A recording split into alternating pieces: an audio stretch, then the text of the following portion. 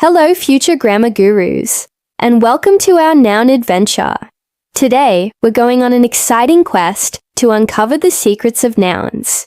You might be wondering, what exactly is a noun? Well, it's simpler than you think. A noun is just a word that names a person, a place, a thing, or an idea. Think about it. Your teacher, your school, your desk, even your happiness.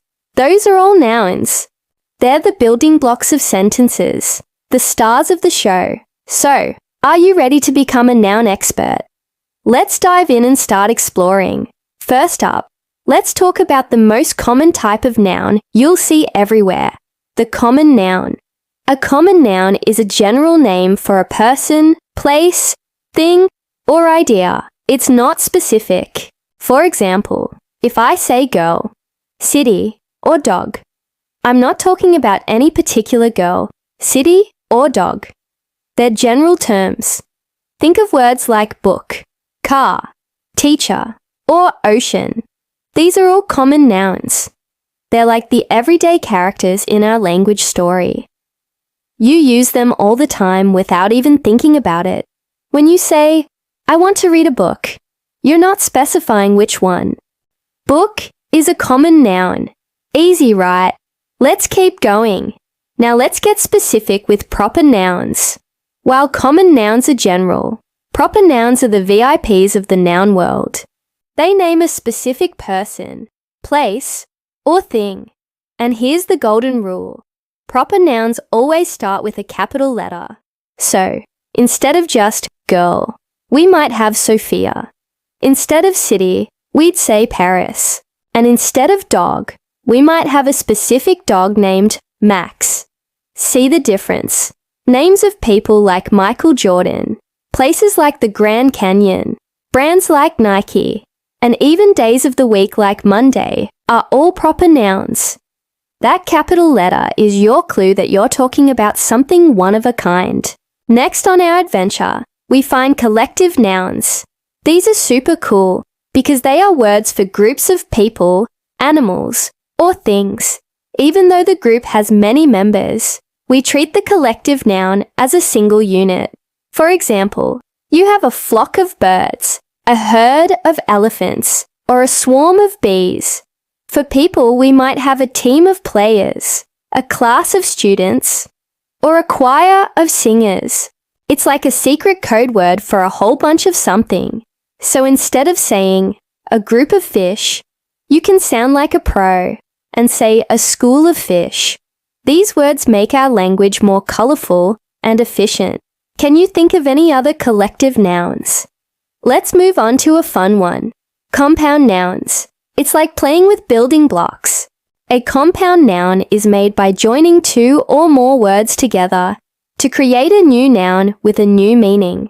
Sometimes they're written as one word, like sunflower or basketball. Sometimes they're two separate words that just belong together, like ice cream or high school. And other times they're joined with a hyphen, like mother-in-law. Think about it. Sun and flower are two different words, but put them together and you get a sunflower. Or tooth and brush become toothbrush. You see them everywhere. They help us create new words for new ideas and objects. It's language in action. Now, let's sort our nouns into two important piles, countable and uncountable nouns. It's pretty much what it sounds like. Countable nouns are things you can count individually. You can have 1 apple, 2 apples, 3 apples. You can count chairs, books, and friends. They can be singular or plural. On the other hand, uncountable nouns, also called mass nouns, are for things that we can't count as separate items. Think about water, air, rice, or music. You wouldn't say, I have 3 waters, right? You'd say, I have 3 glasses of water. We measure these nouns, but we don't count them individually. This difference is important for using words like many, with countable nouns, and much, with uncountable nouns. Our final stop on this noun adventure takes us into the world of ideas with abstract nouns. Unlike all the other nouns we've discussed that you can see, hear, or touch, abstract nouns name things you can't perceive with your five senses. They are ideas, feelings, qualities, or concepts. For example, love, courage, happiness, and friendship are all abstract nouns. You can't hold courage in your hand, and you can't see knowledge, but you know they exist. Think about freedom, honesty, or childhood. These powerful words help us talk about our feelings and complex ideas. They add depth and meaning to our conversations and stories. They're the invisible but incredibly important nouns in our language. So, let's do a quick recap of our amazing noun adventure.